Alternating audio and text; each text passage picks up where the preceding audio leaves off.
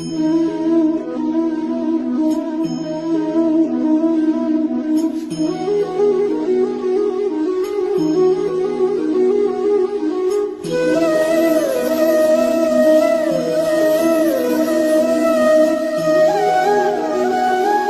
हर महादेव, जय श्री महाकाल। कैसे हैं आप सब? कमेंट बॉक्स में ज़रूर बताइएगा। इस समय आप अपना और मेरा दोनों का यूट्यूब चैनल देख रहे हैं। मैं हूं आपकी सारथी। कैसे हैं आप सब? भोलेनाथ की कृपा सदैव आप पर बनी रहे। माता पार्वती सदैव आप पर अपना आशीर्वाद बिखेरती रहें। आपको सभी कुछ प्राप्त हो जो आप चाहते हैं। मेरे चैनल में जितने भी मेरे सब्सक्राइबर हैं, जो भी मेरा परिवार है, यूट्यूब परिवार, वह सदा खुश रहे, संपन्न रहे। भगवान उनकी सदैव पुकार सुने और उनकी समस्त मनोकामनाएं पूर्ण करें।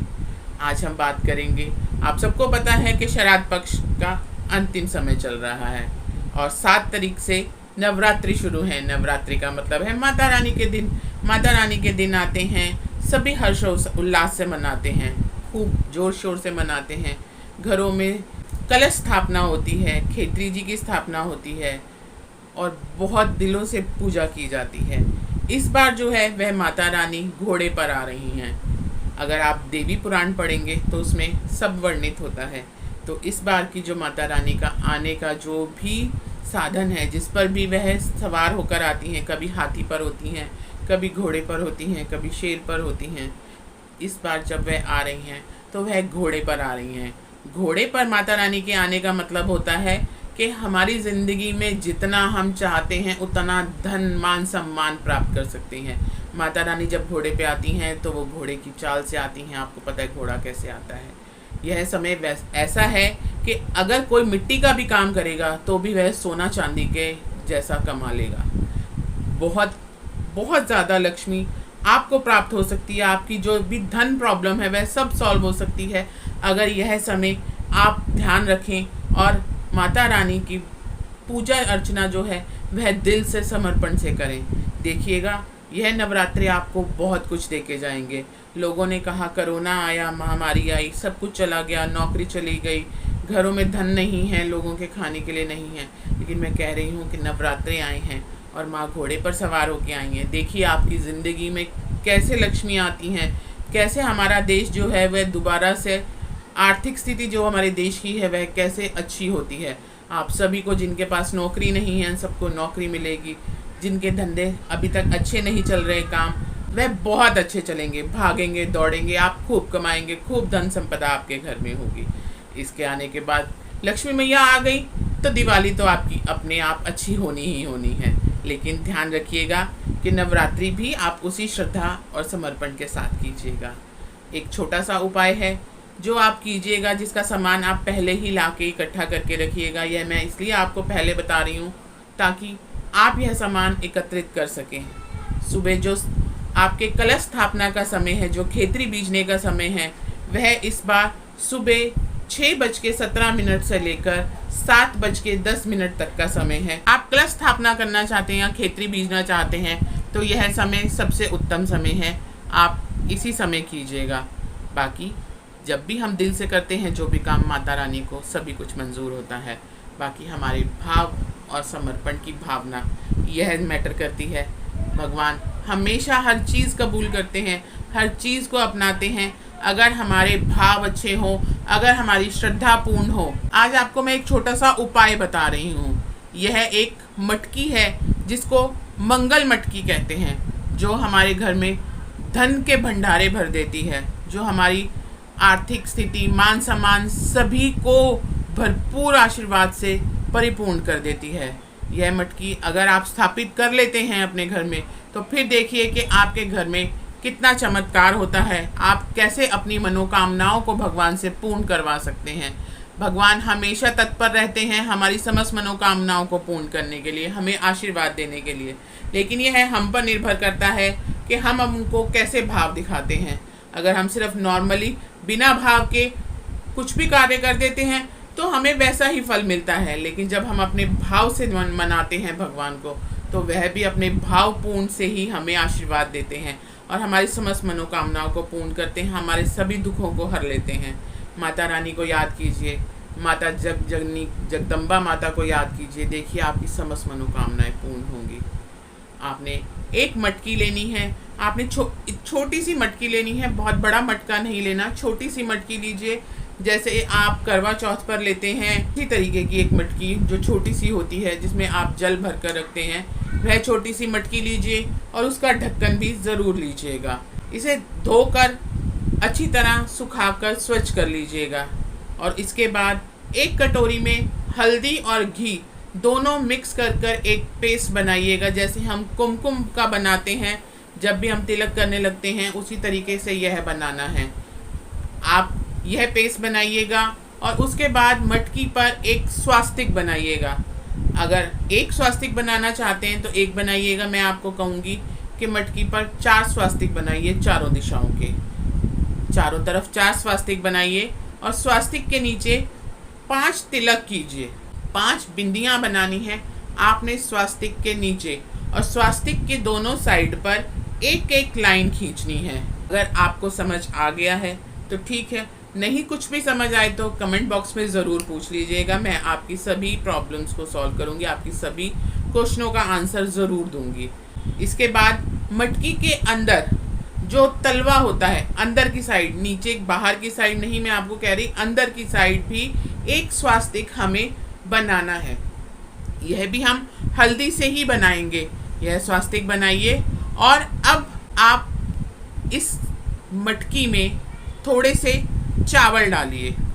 5 चुटकी चावल डालने हैं, जरा जरा से चावल, आप 5 चुटकी चावल डालिए उसमें। उसके बाद आप उसमें सूखी हल्दी की गांठ, जो आपको मालूम है मार्केट में मिलती है हल्दी, हम जिससे पीसते हैं, सूखी हल्दी जो होती है, उसकी 3 गांठें जो हैं वह उस मटकी में डालिए। उसके बाद उसमें माता रानी के श्रृंगार का सभी सामान, आपको मालूम है कि माता रानी के श्रृंगार का सामान हर जगह मिलता है, हर पूजा की दुकान में, वह लाइए। कुमकुम होता है, काजल होता है, बिंदी होती है, हरी चूड़ियाँ होती हैं, मेहंदी होती है, यह सब होता है। इसे उस मटकी में डाल दीजिए। उसके साथ ही उसमें 11, 21, 51 जो आपका मन करे, जितना आपका मन करे, जितना आपकी सामर्थ्य हो, उतने रुपए डाल दीजिए। सिक्का डालना चाहते हैं सिक्का डालिए, नोट डालना चाहते हैं नोट डालिए, यह डालिए। इसके बाद एक छोटी सी चुन्नी 5-10 रुपए वाली जो मार्केट में मिलती है, वह चुन्नी भी इसमें डालिए। लेकिन जब भी आप यह कार्य कर रहे हों, आपके मुख पे माता रानी, जय माता रानी, जय माता रानी, जो भी मंत्र आप बोल सकते हैं, ओम एम हीम क्लीम चामुंडाय विच्चे, जो भी मंत्र आपको आता है, ओम एम हीम क्लीम चामुंडाय विच्चे, या माता रानी को जैसे भी आप याद करते हैं, आपके मुख पे माता रानी का जाप होना चाहिए जब भी आप यह कार्य कर रहे हैं। और मटकी का मुख आपकी तरफ होना चाहिए, जहां आपने स्वास्तिक बनाया है वह मुख आपकी तरफ होना चाहिए। अगर आपके पास चांदी का सिक्का हो तो आप वह भी इसमें डाल सकते हैं। इसके बाद इसे ढक दीजिए और इसके ऊपर एक दीपक रखिए, मिट्टी का दीपक जो है वह रखिए। यह मटकी जो है अब आपने इसे स्थापित करना है अपनी रसोई में, अपनी किचन में। यह याद रखिए कि किचन में इसे उस शेल्फ पर नहीं रखना जहां पर आपकी गैस है, गैस के साथ नहीं रखना। आप इसे ऊपर किसी शेल्फ पर जो बिल्कुल साफ सुथरी हो, जो पवित्र हो, वहां पर रखिए और इस पर रोज एक दीपक जलाइए। रोज इसे नीचे उतारिए, दीपक जलाइए, वापस इसे ऊपर रख दीजिए। इसमें कोई दिक्कत नहीं है कि आप इसे हिलाते हैं, आप इसे नीचे उतारते हैं, ऐसा कुछ नहीं है। आप इसे उतार सकते हैं, नीचे शेल्फ पर उतार के रखिए, दीपक जलाइए इसके ऊपर, उसके बाद दोबारा रख दीजिए। आपने यह काम पूरे नवरात्रे करने हैं, 9 दिन, यानी 9वीं तक आप इस पे रोज दीपक जलाएंगे।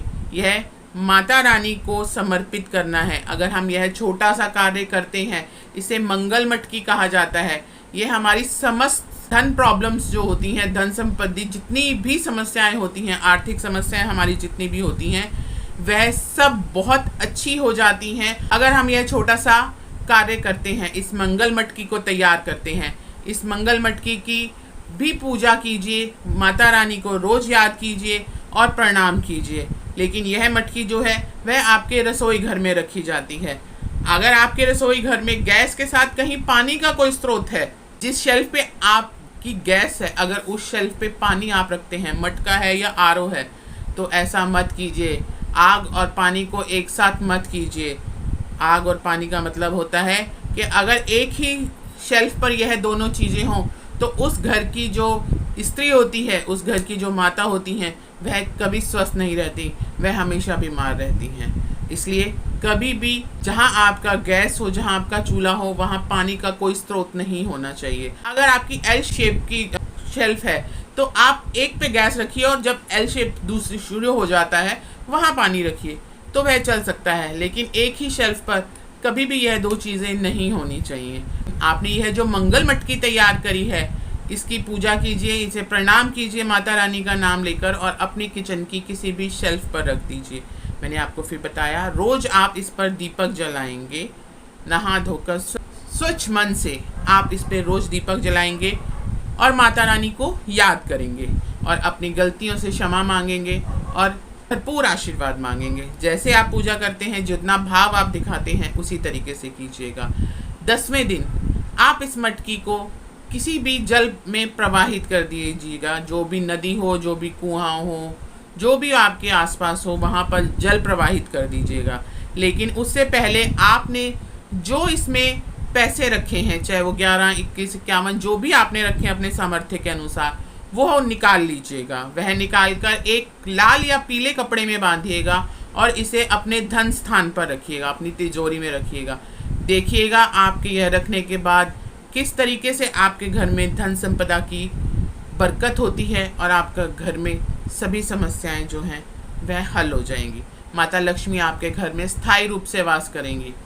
आप यह छोटा सा कार्य कीजिए और अपनी ज़िंदगी में सभी धन संपत्ति, जितनी भी संबंधी जितनी भी समस्याएं हैं, सभी का निवारण करवा लीजिए। माता रानी बहुत दिल से आ रही हैं, आपको सभी कुछ देंगी। उनका सवारी का जो वाहन है वह घोड़ा है। जब वह घोड़े पर आती हैं तो वह हमारे को जो धन प्रॉब्लम्स होती हैं, हमें जो फाइनेंशियल प्रॉब्लम्स होती हैं, वह उनका सभी निवारण करके जाती हैं। यह आप पर निर्भर करता है कि आप किस भाव से, किस समर्पण से आप उनको याद करते हैं। यदि हमारे भाव अच्छे होंगे, हमारा विश्वास उन पर पूर्ण होगा, तो वह हमारे सभी मनोरथ पूर्ण करेंगी। यह छोटा सा कार्य है, आप करके देखिएगा। बाकी कौन से दिन क्या करना है यह मैं आपको सब कुछ बताऊंगी। आपने खेत्री जी की स्थापना कैसे करनी है यह सब कुछ मैं आपको बाद में बताऊंगी। लेकिन यह महा उपाय है, इसे पहले या दूसरे दिन, अगर आप पहले दिन नहीं कर पाएँ तो दूसरे दिन, लेकिन करिएगा ज़रूर। यह आपकी ज़िंदगी में चमत्कारी रूप से प्रभाव लाएगा। आपकी सभी समस्याओं का समाधान होगा। आप जो चाहेंगे ज़िंदगी में वह पाएंगे। माता रानी की पूजा कीजिएगा। अगर आप अखंड जोत जलाते हैं तो वह भी ज़रूर जलाइएगा। अगर नहीं भी जलाते तो यह मंगल मटकी ज़रूर बना के अपनी किचन में रखिएगा और देखिएगा आपके घर में कैसे बरकत आती है, कैसे माता लक्ष्मी आपके घर में वास करती हैं और आपकी समस्त मनोकामनाओं को पूर्ण करती हैं। वीडियो अच्छी लगे तो लाइक ज़रूर कीजिएगा और शेयर ज़रूर कीजिएगा। किसी और का भी भला हो तो बहुत अच्छी बात है। हमें हर किसी का आशीर्वाद मिले और हमें क्या चाहिए ज़िंदगी में। सब्सक्राइब अगर चैनल नहीं किया तो उसे सब्सक्राइब ज़रूर कीजिएगा। देखिएगा आपकी ज़िंदगी में कैसे प्रभाव आते हैं। मैं फिर आऊँगी कुछ नया, कुछ अद्भुत लेकर। आपकी सारथी हूँ, इसलिए आपको नित्य प्रतिदिन कुछ ना कुछ बताती हूँ। आपको पता है मैं आपकी एस्ट्रोलॉजर हूँ, वास्तुशास्त्री हूँ, चेहरा भी पढ़ती हूँ, हाथों की लकीरें भी पढ़ती हूँ। आपसे निवेदन है कि आप ये छोटे छोटे कार्य कीजिए और ज़िंदगी में प्रभाव देखिए, चमत्कार देखिए कि भगवान हमें जब देते हैं तो कैसे देते हैं, हमें कैसे हमारी समस्त मनोकामनाओं को वह पूर्ण करते हैं और हमारी ज़िंदगी में सब कुछ अच्छा ही अच्छा होता है। यही टाइम होता है, जैसे हम चाहें हम भगवान को मना सकते हैं। अगर भगवान के कुछ स्पेशल डे आएँ और उनमें हम अगर भगवान को मनाएं तो हमारी समस्त मनोकामनाएं जो हैं वह स्वतः ही पूर्ण हो जाती हैं। आपसे रिक्वेस्ट करूंगी कि यह छोटा सा कार्य ज़रूर कीजिएगा। आप सभी चाहते हैं, सभी और हम सभी चाहते हैं कि हमारी ज़िंदगी में खूब धन दौलत हो। कुछ यह कबूल करते हैं, कुछ नहीं करते, लेकिन सच्चाई यह है कि यह चाहत सबकी होती है कि हमारी ज़िंदगी में भरपूर धन हो, हमें धन संबंधी कोई भी समस्या ना हो, हमारे भंडारे हमेशा भरे रहें, हमारा मान सम्मान जो है वह सब बना रहे। इसीलिए अगर हम यह छोटे छोटे कार्य करेंगे तो हमें चमत्कारी रूप से प्रभाव अपने आप दिखेगा। यह कार्य कीजिएगा। मैं फिर आऊँगी कुछ नया, कुछ अद्भुत लेकर। खुश रहिएगा और अपनों को खुश रखिएगा। अपनी साथी के साथ ऐसे ही प्यार बनाए रखिएगा, प्यार लेते रहिएगा, प्यार देते रहिएगा, इंतज़ार कीजिएगा। हर हर महादेव, जय श्री महाकाल, माई मेरी सच्चियाँ जोता वाली माता